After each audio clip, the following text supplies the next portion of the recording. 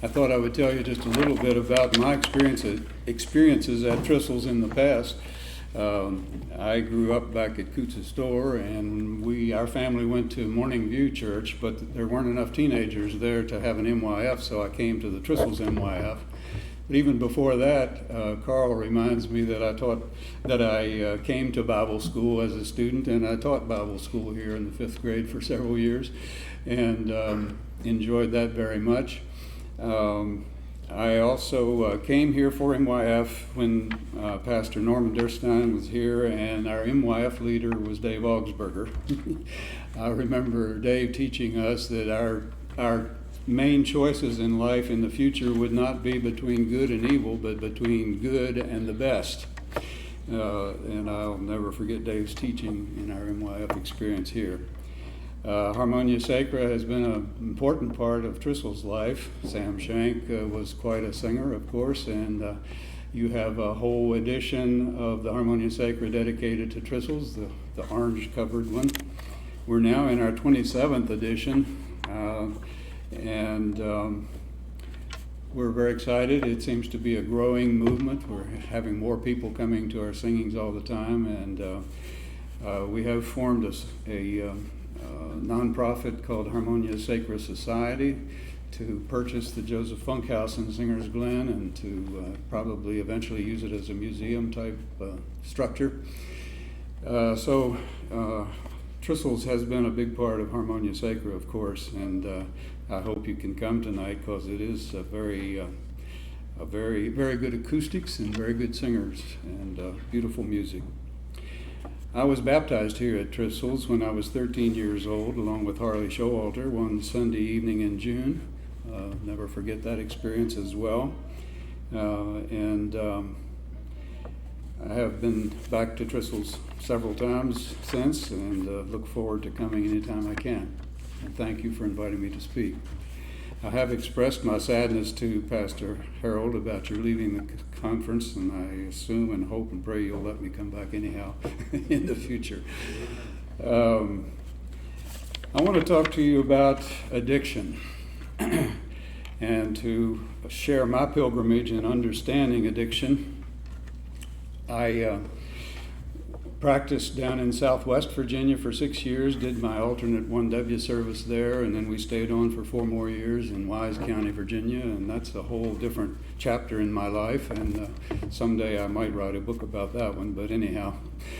Then we moved back to the Valley in 1974, or 76, and I practiced with Dr. Wayne Weaver in Weir's Cave. He had started the practice there in 74, and I joined him in 76, and we worked together, the two of us, for about 10 or 12 years, and we got so busy we needed another partner, but we didn't really quite have enough for 3 doctors to do, so Dr. Weaver and I looked around for other part-time work that we could do while Gordon Wyrick was building up his part of the practice, and the only thing we could find to do was work at the Arlington Treatment Center.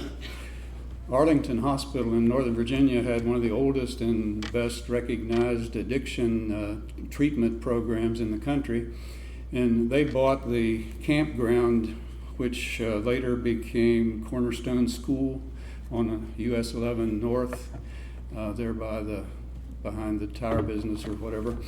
It was a campground, and we had a dorm room that held 22 people. And so when the Arlington Hospital program got full up there, they would send their patients down here, and Dr. Weaver and I were the local medical directors of that program. We needed to examine patients when they came, and they usually came quite intoxicated, so we had to help detox them and get them in shape where they could go to class for 28 days. It was a 28-day program in those days. And so we would do a physical exam and treat their withdrawals, and then at the end of their program we would interview them to see what they learned and what they were planning to do next. And I was disappointed that that's the only work we could do, because I really did not like to see alcoholic patients particularly. They never did what I told them to do, and they always came in on Monday morning for an excuse for the flu that they had over the weekend. It made me feel a little like a prostitute, I guess, writing prescriptions for their flu, but writing work permits for their flu. But anyhow, I really didn't like to see addicts. However, over the next 10 years working at the treatment center, I admitted about 1,000 patients into the hospital with addictions, mostly alcohol, but other addictions as well. And I'm sure I learned a whole lot more than the patients there did learn about addiction. After working there for several years, I became acquainted with a book called Addiction and Grace by Dr. Gerald May. Dr. May was a Christian psychiatrist in the Washington, D.C. area, and wrote this book which described exactly my experience that I had in working with alcoholics. And plus, he was much more of a theologian than I am, and so this book is a great combination of neurology and how addiction affects our brains and bodies, and it's also a good theological treatise on addiction. And so I've learned a lot also from Dr. May. I told you that I initially didn't like to work with alcoholics and addicts because I didn't really know too much about how to help them at that point. But after studying and working there and learning and seeing what was happening to the patients there, we had fewer DT reactions there than they do in the OB ward at RMH because of the way that we could help them come through their withdrawal symptoms. And I learned an awful lot about addiction, and after that alcoholics became my favorite patients, especially young alcoholics. I would take a history from the patients and sort of joke with them about their drinking in order to help sort of trap them into a diagnosis of alcoholism. I would say to young guys, can you drink a whole case of beer and still keep going? I mean, a whole six-pack and still keep going? Oh yeah, Doc, I can handle my booze. Darn, I believe you must be an alcoholic, would be my response. And then I would go on to tell them who is and who ain't an alcoholic. And my advice to those patients were there are only two kinds of people in this world, those who are and those who are not alcoholics. And whichever one you are, you were that the day you're born. This was certainly news to a lot of people, but it is my belief, and I think it's based on pretty good science. So now I really like to see especially young alcoholics and acquaint them with their disease. Alcoholism is a disease. It's very, very similar to diabetes. There's not much difference between alcoholism and diabetes. In both cases, in both diseases, there's some substance that if you have that disease, your body handles it differently than most people. For diabetics, of course, it's sugar, but for alcoholics, it's alcohol. And the difference between an alcoholic and a normal person would be their liver, how their liver handles alcohol. For most of us, our liver, if we drink alcohol, it goes right straight to the liver, and the liver turns it into acetic acid, which is the same stuff that's in vinegar. So I call normal people vinegar producers. Alcoholics, for a little while, their body does the same thing, makes acetic acid, but then somewhere along the way, not too far into their drinking experience, something flips a switch in the liver, and from then on, for the rest of their life, no matter how much or how little they drink, whenever they do drink alcohol, it goes straight to the liver and comes out as morphine, or we could call it endorphins, endogenous morphine-like substances. And there's a big difference between morphine and vinegar. Yeah. Morphine is the strongest pain medicine we know of, and it's also a very strong nerve medicine. And so if you have physical pain or nerve pain, morphine is the strongest treatment for that. So that sort of explains the difference between people who drink and make morphine or those who drink and make vinegar. Those who make vinegar really don't usually drink very much because vinegar doesn't do too much for you one way or the other. But the guys that I see coming out of Food Line on Friday evening with a case under each arm, I pretty much know that they are making morphine instead of vinegar. There are two things that happen to alcoholics or morphine addicts, and incidentally, the drugs we use to block morphine also block the effects of alcohol in the alcoholics. So it sort of shows that their brains, their bodies are producing and using morphine from the alcohol. Is alcoholism a disease? It certainly is. Nobody calls diabetes a bad habit. And so I don't think we should call alcoholism a bad habit. We should call it a disease. People with that problem usually have a very strong family history. In the 1,000 people that I admitted to the hospital, very few, if any, had a completely negative family history for alcoholism. Almost everybody had parents, grandparents, aunts, and uncles who were alcoholics and had used alcohol excessively. A lot of there are two things that happen to alcoholics that make it a deadly disease, and it is often fatal disease if it's not diagnosed and treated appropriately or early enough. The two things that happen are tolerance and dependency. Tolerance to the morphine means that any drug or substance that a person can get addicted to, the way it works in your brain is it makes little receptors for the drug, like a lock and a key. And so the more drug you use, the longer you use it, the more locks are developed in your brain. And as long as those locks have a key or your substance in the receptor in the lock, you feel good. You feel relief from pain. But when the medicine wears off, you have empty receptors, and then you feel more pain again. And this becomes a downhill graveyard spiral. The more you drink, the more receptors you make, and then when the receptors get empty, the worse you feel. So nobody ever feels quite as good later on in the addiction as they did at first. And that's particularly true for cocaine. Cocaine, you can become completely addicted on the first use of cocaine because it builds so many receptors and they're so active. And the first time somebody uses cocaine, it's a great experience. It feels like the best music and art that you've ever experienced all in one sensation.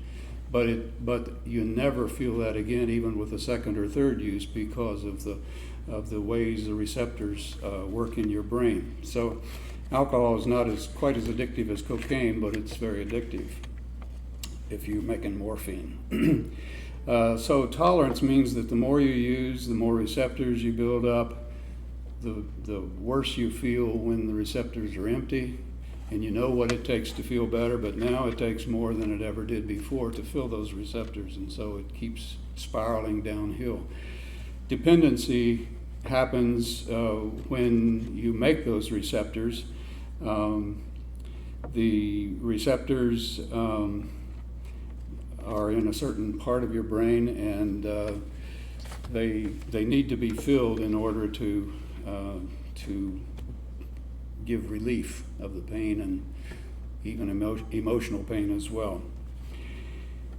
One of the most, the only way that an alcoholic can escape these two processes, dependency and tolerance, is to totally stop using the drug.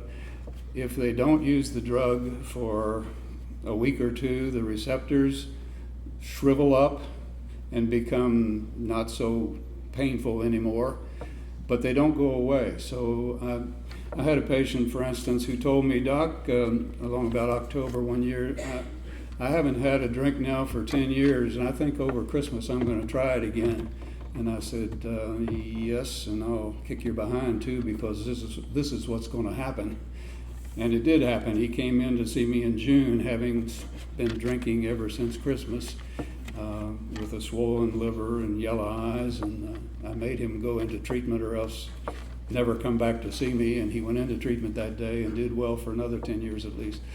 So the receptors don't go away, they stay there, and when a person tries to drink just a little, it doesn't work. You have to have as much as you ever had before plus a little more to do any good.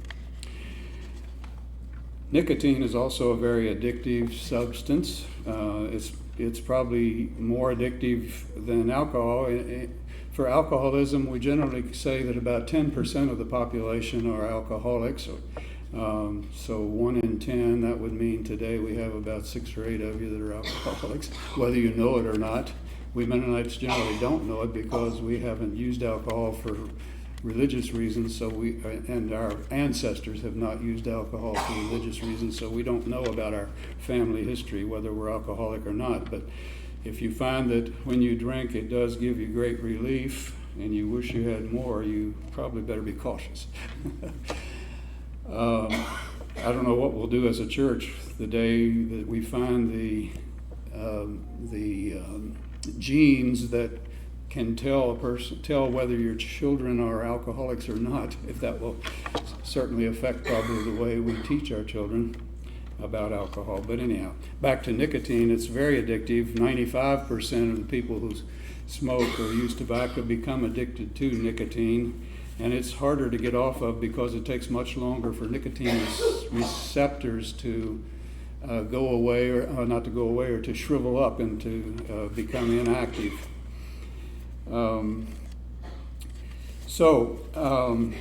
I've told you a little bit about the addiction of tobacco and alcohol and cocaine, but the book talks about the addictions that all of us have. And a quote from Dr. May's book is, "To be alive is to be addicted, and to be alive and addicted is to be in need of God's grace, which is the only real cure for our addictions." So what else are we addicted to? Well, most addictions we talk about doing something, doing a drug, doing drinking or smoking or whatever, but there are behavioral addictions. We know how the chemical addictions work in the brain. We don't have all the research yet to prove for sure that behavioral addictions work the same way, but it sure seems that way. Addictions, of course, to gambling, to pornography, to other behaviors act very much like an addiction. They have tolerance and dependency features and seem to develop receptors for some of those addictions too. Dr. May mentions both addictions, that you can be addicted to something and you can also be addicted away from something, or we call them phobias, but phobia is really an addiction in a negative sense. Some of the more common things that we tend to get addicted to, he has a whole list of about 100 things that people can become addicted to. I'll just run through his A to Z quick list. Approval, attractiveness, candy, cars, causes, chocolate, cleanliness, coffee, computers, eating, exercise, gambling, golf, hobbies, hunting, intimacy, lying, messiness, money, movies, music, nail biting, neatness, popularity, power, punctuality, sarcasm, seductiveness, self-improvement, sex, shoplifting, sleeping, sports, status, stock market, talking, television, and work. I don't know if any of those sound familiar to anybody or not, but I think he's probably right that we all have a tendency for an addiction of some sort that does fill that God-shaped hole in our spirits. Some of the negative addictions that he mentioned were, or phobias or intolerance of, would be airplanes, animals, being alone, being fat or thin, seeing dentists or doctors, germs, high places, intimacy, people of different cultures, races, and beliefs, sex, snakes, spiders, tunnels, things that you can be addicted away from and still be addicted, have that rush if you have to experience some of those. Various times in my life I have experienced addiction to shortwave radio, where I'd stay up almost all night listening to the radio, or nowadays it's the internet, of course. And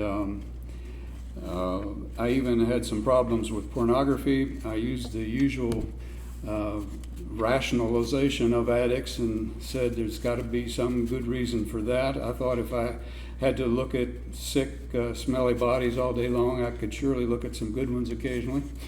That got to be more and more out of control, and I realized by seeing what some of my patients had happened to them with that sort of a problem, I asked for God's grace in that and have had pretty good relief. Jan and I have what I have told many patients, that we have the best marriage I know of, and yet it's not all been rosy. We've fortunately gotten marriage counseling a couple times, and now things are better than they ever were in the past 60 years. But that had something to do with both of our addictions, and fortunately God's grace is there for you and us when we need it. There are no real medical cures for addiction. I have had a few, only a couple, but a few patients who have had miraculous cures. One gentleman had a real heavy smoking problem, and he told me that he had tried everything he could think of to help get off of cigarettes, and he finally just prayed one day and said, "God, you got to help me, I can't do this." And instantly he lost all cravings and receptors from smoking, and had no problem after that. So occasionally that might work, and we can certainly pray for that in our own experiences. But more often than not, we need God's grace experienced through others who can help us. For alcoholics, I usually refer them to Alcoholics Anonymous, which is a 12-step program that has some religious background. But and there are some Christian 12-step programs available. I think I've heard of one in the Broadway area, actually, the church over just as you come out of Broadway this way, up on the hill on the right. They have an addiction program based on Christian 12 steps, I've heard. I don't know that much about it. Our community place has had some programs that have helped to work with them on that occasionally, but a congregation that understands addiction and is sympathetic because we know we all have them, and are open to helping people express their needs, and being there to be supportive is certainly one of the best ways that we as Christians can help each other out in our life of addiction. In summary, addictions can clearly be to chemicals or to behaviors. And the addictions are usually not to things that are wrong in and of themselves, but they are wrong when they take over God's place in our lives. Our addictions are our substitutes for that longing in our hearts to move closer to God, the source of true love. It's only His grace and our willingness to change our behaviors, to stop doing what we're doing, and to move closer to God. Addiction creates other gods for us. The greatest commandments from Jesus were to love the Lord your God with all your heart, all your soul, and with all your strength, and you should love your neighbor as yourself. Addiction creates other gods for us to love, much more than we love our neighbors too often. God's grace, however, Dr. May says, is a dynamic outpouring of God's loving nature that flows into and through creation in an endless self-offering of healing, love, illumination, and reconciliation. May God help us all. What can we do to help someone with an addiction? Well, first of all, we need to realize and admit that we all have them, some to chemicals, but many to behaviors. Some that are more dangerous or recognizable than others, but all of them equally separating us from God's love and displacing His rightful place in our lives. Secondly, we should not be judgmental of a person with an addiction. Those of us who make vinegar have no clue how good an alcoholic feels when they drink and make morphine, unless you've had morphine. I had a gallbladder attack and was crawling around on the floor, chucking and wishing I could die because it hurt so bad, and they gave me a shot of morphine. I thought, whoa, give me some more of this wonderful stuff. So if we make vinegar, we don't know what it feels like to make morphine, but we do need to understand that and be sympathetic. I'm grateful to God for His grace that is available. It's a gift, just like His mercy, and it's like the wind. It's blowing around and there with us when we are open to accepting God's grace. I'll be very happy to answer questions or talk with you afterwards. There's a handout or two, I think, back there, and I've used that, and my sister, who visits at the jail, occasionally has used it with some folks who thought that it spoke to them about their addiction. I did want to also mention my Jesus experience. I call it that. I saw a young man who came to see me for the first time for a work permit, a work physical for a new job. And in talking with him, I sort of gathered that he probably had a drinking problem, and some of his laboratory tests suggested that as well. So while I was doing the physical, I gave him a little 10-minute talk about alcohol and morphine and vinegar. He didn't say much, and I passed his physical, and he went on his way. But 2 years later, he made an appointment just to come back and say, "Thanks, Doc." He said, "I didn't tell you the whole story the first time. I lost my job. I was getting a new job because I lost the old one from drinking too much. And my wife was just ready for divorce because I wasn't spending any time with the family or the kids. And my life was falling apart. And what you told me there on the table made sense. And I decided right then I'd never touch another drop. And I haven't. And my life is wonderful. I got a better job, and I'm going to my kids' sports activities and having a great life. I just want to come back and say thank you." I said, "Man, you not only made my day, you made my year. Thank you very much." But I do know how Jesus felt when one man came back. Thank you very much. I've enjoyed being with you, and I'm looking forward to interacting with you if you wish. I have a good reference for the pornography or lust problem that has helped me a whole lot. I'd be glad to share that with anybody who needs it or knows someone who needs it, so let me know about that too. Thank you.